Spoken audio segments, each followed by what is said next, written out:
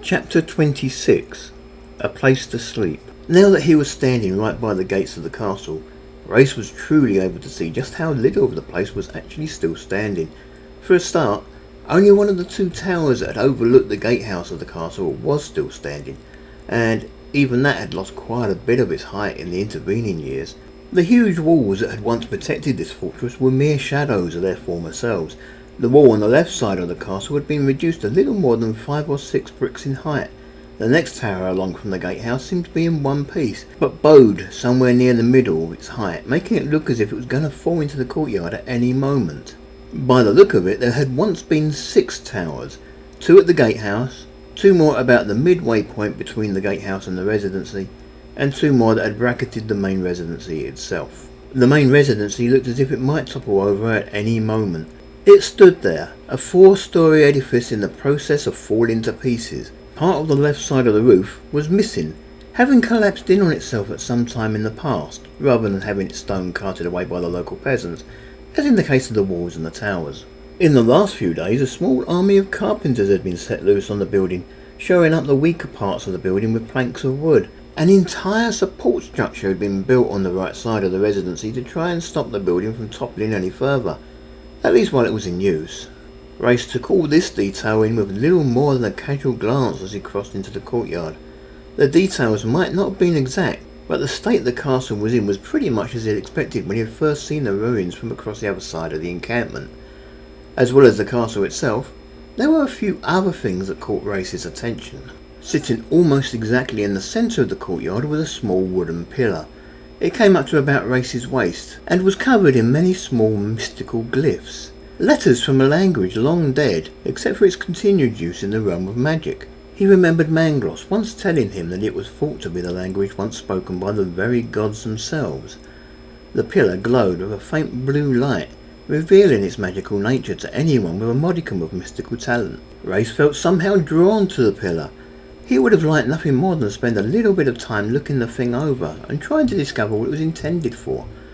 Right now, though, he was too tired, and as alluring as the pillar was, the idea of sleep and maybe a little bit of food was somehow even more attractive. Another thing standing in the courtyard that Reyes thought to be of high interest was a beautiful, sleek black, thoroughbred stallion. It was alone, with no equine company of any kind. Also, the horse hadn't been tied to any sort of hitching post, but was simply being allowed to roam free. The thing that most caught Reyes' attention was that the horse was also glowing with a blue light. If anything, the light was stronger than the one on the pillar. The only reason Reyes could think of for the horse to be glowing like that was that there was some sort of restraint spell cast on it to stop it from straying too far. But somehow Reyes couldn't see Mangloss wasting his time on the creation of such a spell when tying the horse to a rock would be so much easier. "Horse for dinner?" Gaggara joked. "No, sweetie," Reyes replied in all seriousness. "That horse belongs to someone." "Well," Gaggara intoned, "yes, us if we take it." "Anita will bring us something later," Reyes insisted. "Right now I feel the need to lie down and get some sleep." Even as he spoke, he heard his stomach rumbling as it insisted that sleep wasn't the real priority. Gaggara yawned loudly and nodded. Without another word, she took to the air and made her way across what was left of the courtyard to the castle residency. "Stay on the ground," Reyes warned. "We don't want to spook the locals." "Pah!" Gaggara called back. "No one can see us in here." Reyes looked around himself and at the great holes in the perimeter where the castle walls had once stood. He looked at all the tents and wooden buildings erected just outside the castle, all clearly visible to him from his vantage point on the ground. He could see a line of people entering the castle courtyard through a hole in the wall to the right of the residency, all lining up to draw water from the castle's well. Right now there were a lot of people who could see either of them, and since she was in the air, Gaggara was the most visible. Gaggara flew up to a balcony on the top floor of the building and alighted gently on the rail that protected those who might walk out onto the balcony from the long drop. She didn't stay on the rail but hopped down to the balcony itself. As she left the rail, she put enough pressure on its remaining mountings that it broke free and fell, spinning once as it did so. The rail landed in the courtyard below with an audible clunk. "Oops," Gaggara commented from the balcony, looking down at the fallen rail. The rail had landed less than 3 feet from the black horse. The beast did little more than glance over its shoulder at it, perhaps with just a hint of annoyance about it. Then he went back to standing there. It didn't even seem to be gnawing on the grass that was scattered in abundance all over the courtyard. "Are you all right?" Race called up. "I'm fine," Gaggara replied. She peered in through the window. These windows were covered in dirt. Race would be surprised if Gaggara could actually see anything through them. Clearly she couldn't see enough, because when she tried the handle, the balcony window into the room didn't open. So, without further ado, Gaggara launched herself on the balcony and flew gracefully across to the next balcony on the upper floor. At the second balcony, she did much the same, trying to look through the window first and then testing the handle when she could see nothing in the room. At the third balcony, it took no more than a quick look through the window to get Gaggara back in the air. "Already occupied?" Race asked. "A man and a woman," Gaggara confirmed calmly. Gaggara ignored the fourth and fifth balconies. They were right below the part of the roof that had fallen in, and Race presumed that there wasn't much of either of those two rooms left. With no options on the top floor, Gaggara jumped down to the end balcony on the second floor, and this time tried the handle before even bothering to try and look in through the window. It opened. "Did you find somewhere we can bed down?" Race called. "Come on up," Gaggara responded. Race flew up to the balcony. Somehow it didn't feel all that safe to him. The entire front half of it had crumbled away years ago, leaving only a rough edge and a lot of nasty looking cracks throughout what remained. As he landed, it became clear to Race why Gaggara hadn't needed to check through the window first. Every pane of glass in the window had been broken sometime in the last century or so. A cursory glance would have been all that was needed to see that it was empty. This puzzled Race. Why was all this glass missing? Those other balconies he visited seemed to be okay. "Maybe they had the glazes in," Gaggara replied with a shrug. "All that glass did look new." "I can think of better things my brother should be spending his resources on," Race muttered. "I wonder why they didn't bother with this one." "Let's go in and find out," Gaggara replied. Race followed Gaggara into the room. It was a large room. At one time it had more than likely served as a bedroom. There was nothing much in the way of furniture to either confirm or deny Race's assumption. Just a couple of old rotted wooden shelves on one of the walls, and the remnants of an old carpet and a few rugs. Otherwise, the place was empty. Evidently, when the Moth family had deserted this castle, they had taken most of their furnishings with them. If they had left anything behind, it had long since been looted by the peasants of either Lamington or one of the nearby villages. "We'd better check," Race commented. "Just because it's currently empty doesn't mean it hasn't already been claimed." "It looks empty to me," Gaggara commented. She made herself comfortable, lying down on the remains of one of the old rugs. "Come and join me." "Just a minute," Race assured her. "I have to check."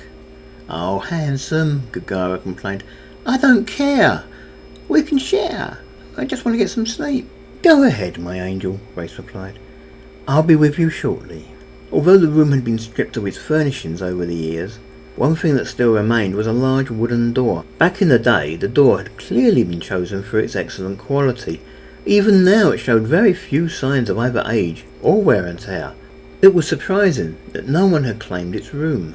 "Handsome," Gaggara called at him alluringly. Race opened the door and stepped into the corridor beyond. He didn't go far. The roof's collapse had caused a chain reaction among the ceiling of the upper floor, and all the debris from that floor seemed to have piled up right outside the room. It would also explain why the windows hadn't been fixed with the others. There was probably no way to get to this room from inside the building. "Handsome, please," Gaggara pleaded. "Come in, my angel," Race assured her. Race had no idea how long he had been asleep. Maybe 3 or 4 hours, but he doubted it had been much longer than that. His first thought upon waking was just to roll over and go straight back to sleep.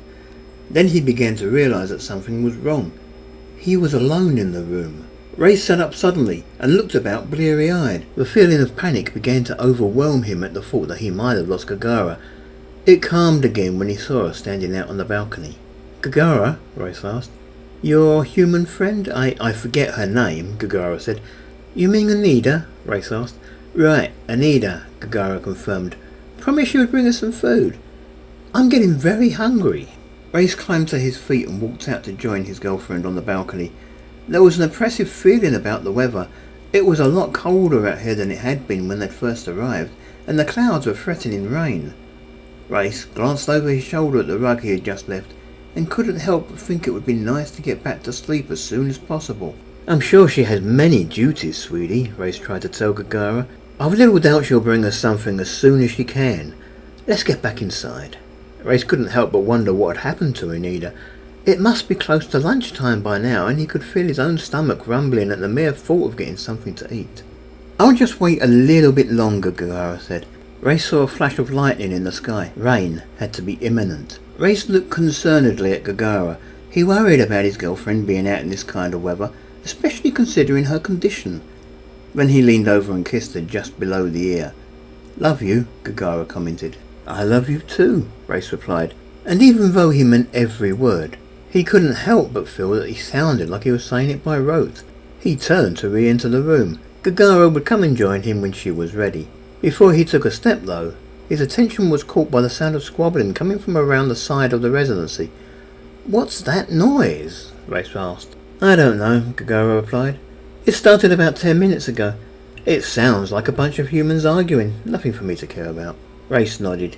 He knew that by rights, he probably shouldn't care either. Nevertheless, he took to wing and flew up to the roof of the residency. Stay here, I'll go and investigate. Reyes landed comfortably on the slanted edge of the building that was supported by all the wooden scaffolding. From up here, he could clearly see the old well that had once served as the water supply for the entire castle. He also had a much better view of the line of peasants that were queuing up awaiting their turn to draw water from the well. The queue consisted mainly of women and children. Many of the children were there because they were with their mothers. Other children were evidently considered old enough to fetch water on their own, and had been sent to do so. Most of those in the queue were standing patiently, waiting to take their turn at the well. From the expression on some of their faces, it was clear that they weren't impressed with the antics of the two that stood at the very front of the queue, each armed with a wooden bucket, arguing as to whose turn it was to draw water. Don't take that high and mighty attitude of me, one of the women was yelling. You take your turn like everyone else. It is my turn, the other yelled back. I got here before you. Really? Just because you have money, you think the rest of us are nothing more than dirt under your feet? Well, we all know why the people of Hampshire are so wealthy. All of your men are cattle thieves. Oh, came the shocked reply. I've never heard such terrible lies in all my life. But then, what can you expect from a woman of Nevercam? Huh? I'm surprised you even got up off your back long enough to come and fetch any water. Why, you... The woman from the village of Nevercan seemed to be threatening to hit the other with her bucket. Oh, really? The woman from Hampshire said. She took a step back and then added, Come on then. We'll see what the Duke has to say about you threatening me with violence. Oh, sure. I'll bet you're on first-name terms with the Duke. Old buddies, are you? Since he was the Duke's brother, Reyes began to feel that it was his duty to go down there and sort the mess out. After all, it wasn't just the families of the two women that were being adversely affected by the arguing. Everyone in the queue was suffering because of the attitude of these two women. Then the idea seemed to become moot. One of the younger children in the queue, standing not too far from the front and clearly bored out of his skull at the argument, suddenly looked up towards Reyes and seemed to be staring him right in the eye. The boy began to scream very loudly with fear. Stop it, his mother yelled at him. If she had been waiting there for at least 10 minutes while the two women at the head of the queue sorted out their differences, it was easy to see why her nerves might be fraying. Considering the situation, her reaction had probably been quite restrained. The boy didn't speak. Instead, he started to cry as he pointed to Reyes at the top of the building. What is it? The boy's mother asked. Then she looked up towards Reyes, and she too screamed. She dropped her bucket and began to run. Harpies! She screamed. Run for your lives! Harpies are coming for us! The effect was almost immediate. Buckets were strewn all over the courtyard as the queue of women turned into a rout. Call out the guard! There are harpies in the encampment! Reyes heard one of the women shout. Reyes saw the woman who had first cried out run back towards the well. She grabbed hold of her son, whom she had left behind in a panic to escape, and then dragged him as fast as she could carry him away from the scene. What did you do? Gaggara asked. She came in to land beside Reyes. Reyes turned his head enough to see his girlfriend perched beside him. He had been so intent on what was going on in the courtyard below, he hadn't heard her land. I thought I asked you to wait for me at our room. You know me better than that, Gaggara replied in a jolly tone. Besides, I was beginning to miss you. She placed a hand gently on his shoulder. Come on, let's get back to bed. Okay, love, Reyes readily agreed. He didn't want to stay out here much longer. The thunder and lightning were beginning to get a lot closer, and it had started to rain. Although Reyes did get back to sleep, he was doubtful that he slept for much more than an hour. By the time he woke, the rain had already stopped falling, and the skies were clear again. The air, freshened by the rain, seemed to be filled with the fragrant scent of chicken cooking. It was fresh, and quite honestly it smelled as if someone was cooking the birds on the balcony right outside the room. Reyes rolled over on the rug and found that he was alone in the room again. Gaggara sat just outside on the narrow remains of the balcony, next to a fire, over which 2 chickens were roasting slowly on a makeshift spit. "I see Anita came through," Reyes commented, climbing to his feet. "I haven't seen her," Gaggara replied. "Really?" Reyes questioned. Then, fearing the answer, he asked, "Where did you get the chickens?" "I couldn't get back to sleep, so I went hunting instead," Gaggara commented simply. "I don't know about you, but I'm starving, so I called us 1 each." "I didn't know there were any chickens running around wild in the forest," said Dumoff. Reyes was quite suspicious. "Where did you find them, my love?" "They were running around in a small enclosure just outside one of those unfinished wooden constructs down there." Gaggara pointed lazily with her free hand. "There were quite a number of them, plenty to keep us fed for quite a while." "Sweetheart, you stole them," Reyes fretted. Gaggara shrugged. "Hunted." Reyes sighed. "Gaggara, love, remember what Anita said about taking from the peasants. They've had to leave so much behind thanks to the Elven invasion. They really don't have a lot to begin with." "Don't you want yours then?" Gaggara asked, sounding a little hurt. Reyes hesitated. Well, he was very hungry, and the bird was already dead. Besides, Anita really should have been back here with some food for them both by now. "You know, I can't resist your cooking," Reyes told her. "Just this once, though. In future, if you must go hunting, go into the forest and catch us something from out there." "I'll try to remember, handsome," Gaggara promised. They had lunch on the balcony. Or perhaps it should be said that Gaggara had lunch on the balcony. With the cooking fire taking up nearly all the rest of the balcony, Reyes was relegated to sitting just inside the room as he ate. They devoured the birds, leaving very little except for the bones and a few small pieces of fatty gristle. Gaggara was casually throwing the bones off the balcony as she finished with them. With the chickens eaten, the fire was left to burn itself out. Gaggara climbed slowly to her feet and extended her wings. "Going somewhere?" Reyes asked. "I need to feel the air beneath my wings again," she replied. As she spoke, she folded her wings back behind her and extended them again. "Just don't hunt any more of the domesticated livestock," Reyes said. "Handsome," Gaggara said, scandalized. Then she glanced down into the courtyard, ready to take flight. She suddenly hesitated and folded her wings again. She had caught sight of someone in the courtyard below. "Who is that? Someone you know?" "Anita with our food," Reyes suggested. Not that he felt quite so hungry anymore. "That's definitely not Anita," Gaggara commented. Reyes began to fret. If it wasn't Anita, it could be Greyforth, and if Greyforth were to catch sight of Gaggara before Reyes had managed to introduce her, then he might try to kill her without bothering to find out who she was or what she was doing here first. From Reyes' vantage point just inside the room, he couldn't see the figure that Gaggara had indicated. The balcony was blocking his line of sight. Reyes climbed to his feet and stepped carefully out onto the balcony, doing his best to avoid the still hot embers of the fire. The figure that Gaggara had indicated was Mangloss. He was hunched over the wooden pillar that Reyes had noticed earlier. Reyes recognised the way that Mangloss was touching the pillar, but he didn't recognise the actual spell that Mangloss was casting. The pillar seemed to glow with a richer and richer blue light as Mangloss poured more and more energy into his spell. Then the glow faded again as Mangloss was evidently taking a short rest. Even while he rested, Mangloss didn't break from his stance. "Would that be Mangrove?" Gaggara asked. "Mangloss," Reyes corrected. "Yes, that's her." "I've heard so much about her," Gaggara said. "I never thought I might get the chance to meet her, at least not on friendly terms." "She's a good man," Reyes commented. "I'd like to talk to her once she's finished what she's doing down there." "Come on then," Gaggara instructed, and she jumped off the balcony. "No," Reyes declared, then almost to himself added, "I said when she's finished." Reyes sighed, and seeing nothing else for it, he jumped off the balcony and followed his girlfriend down to the castle courtyard.